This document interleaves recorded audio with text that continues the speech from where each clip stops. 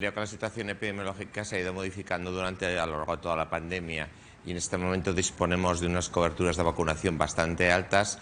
Sin embargo, bajo la Sociedad Española de la Epidemiología entendemos que hay que seguir manteniendo un criterio de precaución.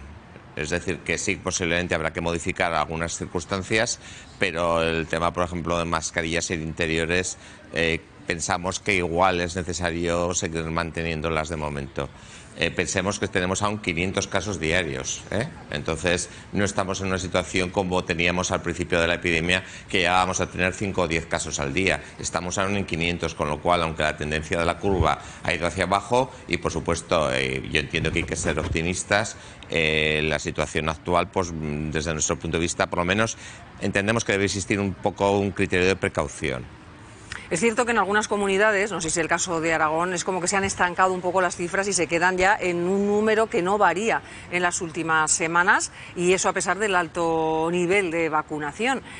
Con estas situaciones con las que tendremos que convivir, para dar este paso deberíamos esperar a que esas cifras fueran más bajas. Aquí estábamos hablando de esos 500 casos, por cierto, 500 casos que a partir de unos días ya no vamos a conocer esos casos diarios, porque se va a informar de otra manera.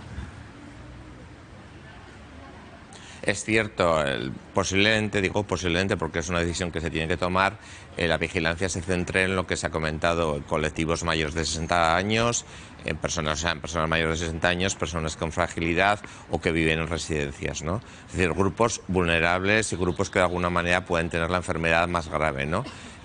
Porque sí que es cierto que tenemos 500 casos, pero también es cierto que afortunadamente la mayor parte de los casos son o bien asintomáticos o con una entidad muy leve, ¿no? Entonces, estos son los motivos que están de alguna manera haciendo que se modifiquen los sistemas de vigilancia y las medidas de control. La única cuestión es que el virus sigue circulando y si bien las coberturas son altas, pues bueno, sobre todo cuando nos encontremos con población a riesgo, pues entendemos que habrá que seguir manteniendo unas ciertas medidas de precaución. Y de aquí que quizá yo de momento las medidas de, por ejemplo, sobre todo el tema de interiores, ¿no? De mascarillas, quitarlas en las zonas interiores, pues quizá de momento sería un poco cauto.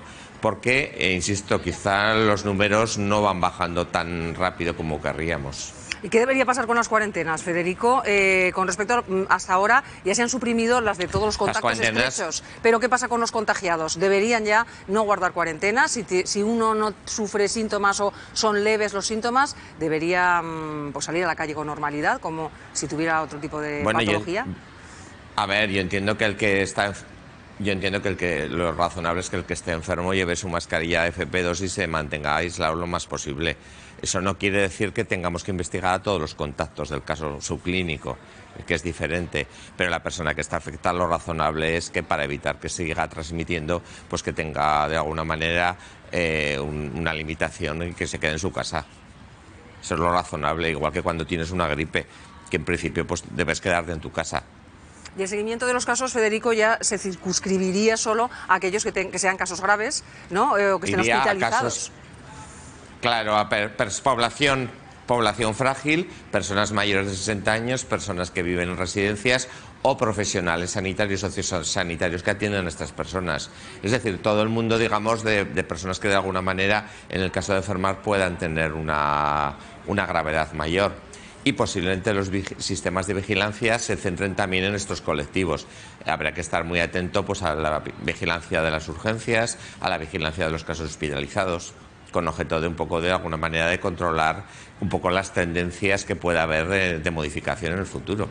Es decir, la epidemia no ha acabado, es decir, ya sé que tenemos muchas ganas de decir que esto ya ha pasado, pero de alguna manera la evidencia de los datos es que aún no ha pasado, aún sigue habiendo transmisión, si bien está claro que la situación es muchísimo mejor de la que teníamos. Es decir, hay que ser optimistas pero cautos.